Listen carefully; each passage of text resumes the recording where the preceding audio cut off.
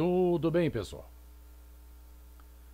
Continuamos os nossos estudos sobre o arcadismo, neoclassicismo, e vamos nos concentrar agora em dois autores, Cláudio Manuel da Costa e Tomás Antônio Gonzaga. Quem foi Cláudio Manuel da Costa? Bom, o Cláudio era juiz, já no final da vida, advogado, estudou na Universidade de Coimbra, daí ele ter trazido as ideias todas do arcadismo português para o Brasil e trouxe também, por influência francesa, as ideias da Revolução Francesa. Aliás, também as ideias da independência norte-americana, em 1776, né? E o Cláudio vai participar do processo da Inconfidência Mineira. Pensava num país livre de Portugal. Ele era um grande conhecedor dos clássicos. E segundo a tradição, ele conhecia muito bem a Eneida de Virgílio, o livro Eneida de Virgílio, que conta a história de Enéas, o grande herói do livro, né? E o Cláudio teria, numa reunião com os Inconfidentes, sugerido para se colocar uma frase, um verso da Eneida na bandeira de Minas Gerais. Libertas quae tamen. Liberdade ainda que tardia, né? Também por isso ele foi preso. Foi denunciado. Joaquim Silvério dos Reis acabou entregando todo mundo, né, o Inconfidente. Cometeu uma confidência, né, uma inconfidência. Entregou todo mundo e o Cláudio vai parar na prisão. Vai parar na prisão. Segundo as informações oficiais, ele teria se matado na prisão. Ele teria se enforcado na prisão. O que não é muito crível, pela maneira como ele foi encontrado, enrolado nos panos, e os panos amarrados num armário um pouco maior que ele, né? Não era muito aceitável isso. É evidente que mataram o Cláudio ali na prisão. Se vocês forem a Ouro Preto, nunca foram, vão. Podem ir à praia, mas vão a Ouro Preto. Uma aula de literatura. Literatura, história, arquitetura, enfim, de tudo, né? Geologia. Vocês vão encontrar essa Casa dos Contos, está aqui, onde era fundido ouro. Retirava-se o quinto, né? O imposto da coroa portuguesa, que era enviado a Portugal. Hoje esse prédio está sob o comando do Ministério da Fazenda e a gente pode visitar tranquilamente. Essa janelinha aqui, ela está numa sala onde ficou preso o Cláudio e onde ele teria se enforcado. Há também alguns resquícios do último soneto que ele escreveu antes de morrer, um soneto falando exatamente sobre a situação dele à morte. Aqui ao lado a gente vê uma foto da casa do Cláudio Manuel da Costa. Aqui tem uma plaquinha, né? Essa casa infelizmente não pode ser visitada, mas há uma plaquinha dizendo que aqui viveu o poeta Arcade Cláudio Manuel da Costa, né?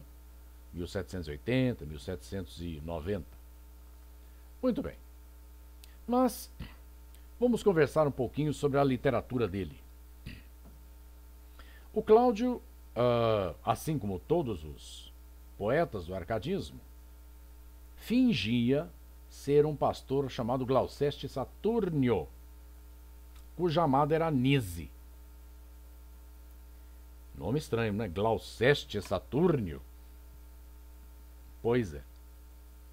Esses nomes estranhos, pessoal, nós vamos ver mais alguns, são retirados de poemas, de autores gregos, de autores latinos, de Horácio, de Píndaro, enfim. Então, aparecem lá esses nomes e os autores do arcadismo resolveram adotá-los, né? Nome de pastores. E a sua amada Anise. Quem era Anise? A noiva? A esposa? Não. É uma interlocutora lírica. É aquela que, no poema, serve como interlocutora. Né? Aliás, interlocutora, vírgula. Porque o eu lírico fala, o Glouceste fala e a Anise não responde, assim como as outras todas. Né? Só ele fala. Algumas características interessantes dessa poesia, Arcade, do Cláudio Manuel da Costa. Ele imita Camões. Ele faz a mimesis. Mimesis em grego é imitação. Imitatio, né, em latim. Ele imita Camões. Quando você lê Cláudio Manuel da Costa, há determinados versos que são cópia. São cópias de Camões. Então ele fez plágio. Ele plagiou Camões. Na verdade, não. Não era plágio, era uma homenagem que se fazia a um grande poeta. Então, todos os sonetistas da língua portuguesa vão homenagear Camões, evidentemente. Vinícius de Moraes, mais contemporâneo, também fez isso. Né? Há o livro de sonetos de Vinícius de Moraes, inspirado lá em Camões. Então, ele imita Camões. E como ele nasceu em Mariana, uma região absolutamente cheia de montanhas, de pedras, enfim, penhascos, né, aqueles rochedos todos, de pedra, pedregulho, penha é pedra. Ele vai falar muito sobre isso. Escreveu também um poema, nós não vamos estudá-lo, apenas citando, um poema chamado Vila Rica, um poema épico, exaltando os bandeirantes. Muito bem, então nós temos aí o Cláudio Manuel da Costa. Nosso próximo autor é o Tomás Antônio Gonzaga. Tomás Antônio Gonzaga. Quem foi Tomás Antônio Gonzaga? O Cláudio nasceu em Mariana, ele é brasileiro, né? Mineiro. O Tomás não. O Tomás era português. Na sua segunda vinda, ele chegou ao Brasil com 38, 39 anos e veio direto para ser desembargador, ouvidor em Ouro Preto. Ele era juiz de direito. Então, o Tomás Antônio Gonzaga, português, mas escreveu sobre o Brasil. Então é estudado aqui também. Né? Tomás Antônio Gonzaga chega em Vila Rica, Ouro Preto, e logo na primeira semana ele vai a uma festa e encontra uma moça muito bonita, uma loirinha, 17 anos, chamada Maria Doroteia Joaquina de Seixas. Maria Doroteia Joaquina de Seixas. Se apaixonou pela moça. E ela por ele. E logo o namoro aconteceu e eles já passaram para o noivado e estavam muito felizes, até que ele também foi preso naquele processo da Inconfidência. Mas como ele era português, ele não foi morto, como vários outros, né? O Tomás foi enviado à Ilha das Cobras, no Rio de Janeiro. Dali ele foi para Moçambique e conta a história que ele acabou se casando com uma mulher riquíssima, que lhe deu 8 filhos, e ficou por lá. E o que aconteceu com a Maria Doroteia Joaquina de Seixas? Passou o resto da vida esperando por ele. Pois bem, quando o Tomás produz os seus textos, e vejam bem, eu coloquei aqui Tomás Antônio Gonzaga lírico, porque já já nós vamos ver um outro tipo de texto. Tomás Antônio Gonzaga lírico. O Gonzaga Quando produz os seus textos líricos, ele finge ser um pastor chamado Dirceu, cuja amada é a Marília. O pastor Dirceu, que vive no campo, naquele ambiente bucólico, parecendo a Arcádia grega, né? E a sua amada é a Marília. Supostamente, essa interlocutora lírica, a Marília, é uma projeção dos amores dele pela noiva, né? Pela Maria Dorotéia Joaquina de Seixas. Então o livro chama-se Liras, Lira um poema curtinho, gracioso, Liras de Marília de Dirceu. Liras de Marília de Dirceu. E esse livro é dividido tematicamente em duas partes.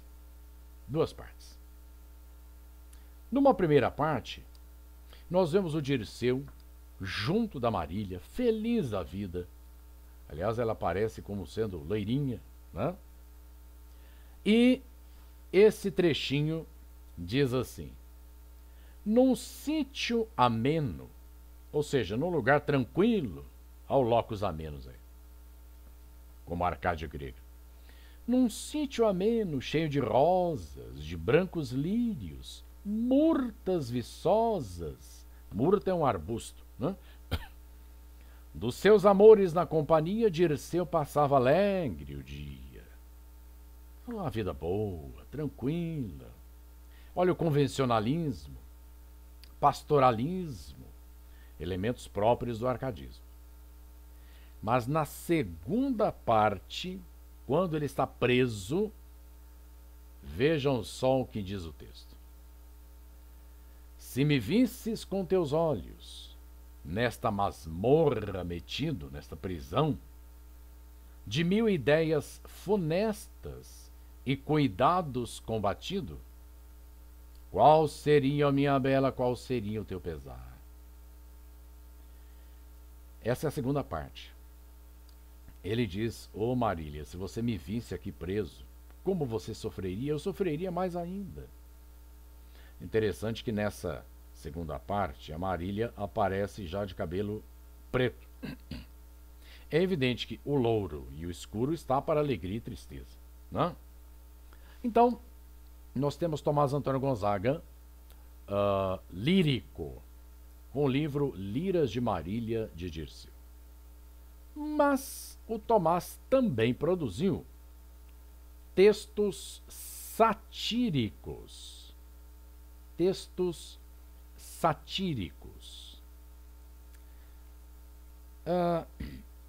Aliás, antes de continuar, pessoal, falar sobre o texto satírico, observem aqui, novamente, quem quiser ir a Ouro Preto, aqui nós temos, ali em frente à igreja de São Francisco, tem uma pracinha aqui, uma feirinha, né?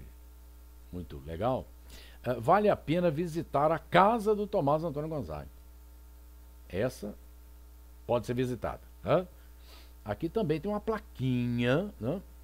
Nesta casa viveu Tomás Antônio Gonzaga, por volta de 1790. Né?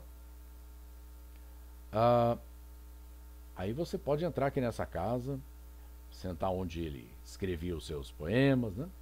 E aqui do lado da casa, pessoal, há uma janelinha e também uma área bem grande. E dessa área, dessa janela, ele olhava lá embaixo e via a casa da Maria Dorotéia Joaquina de Seixas.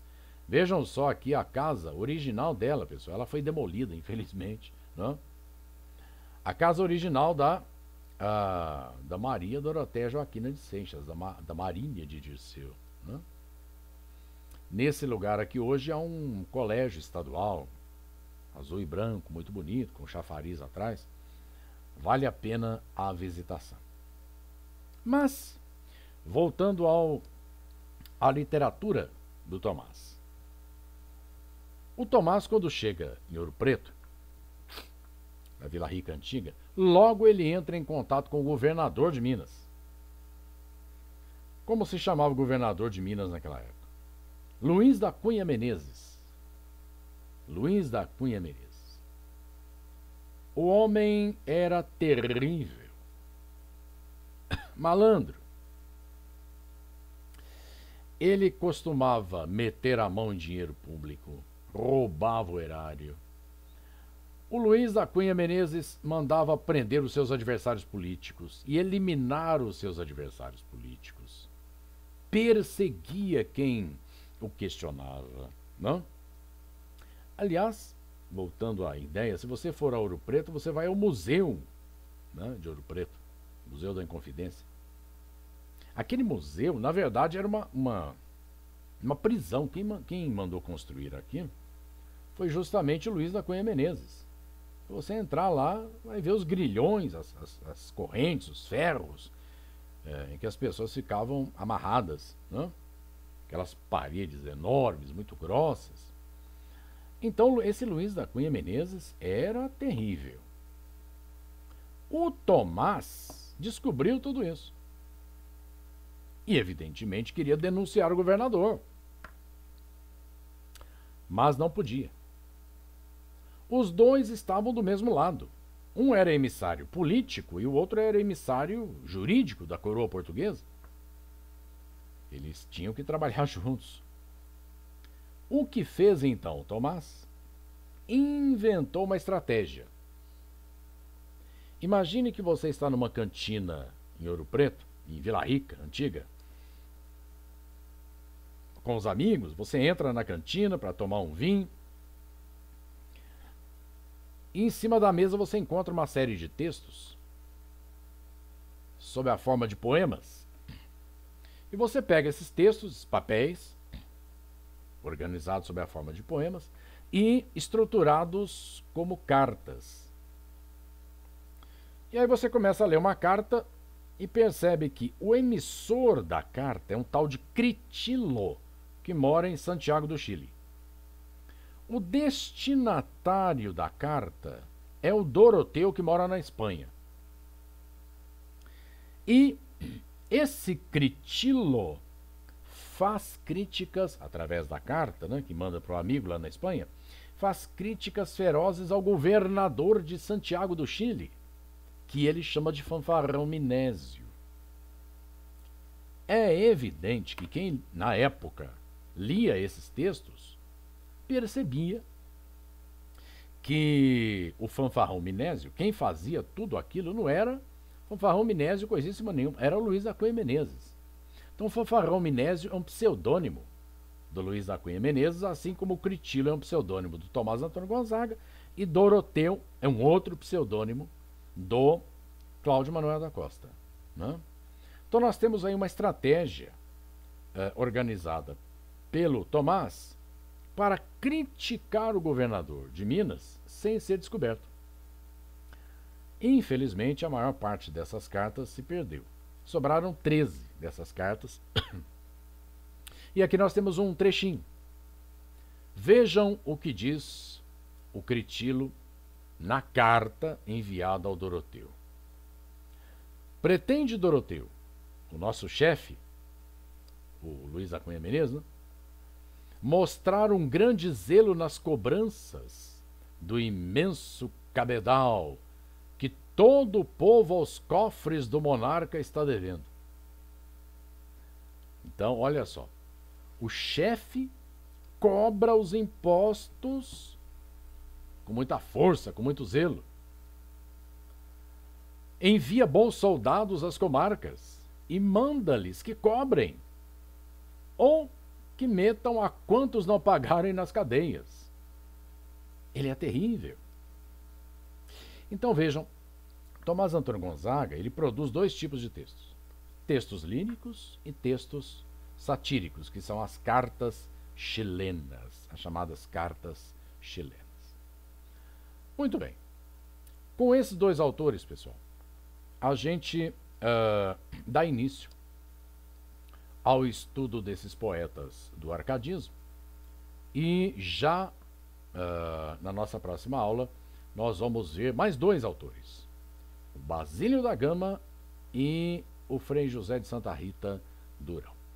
Mas isso fica para a próxima aula. Até lá, pessoal.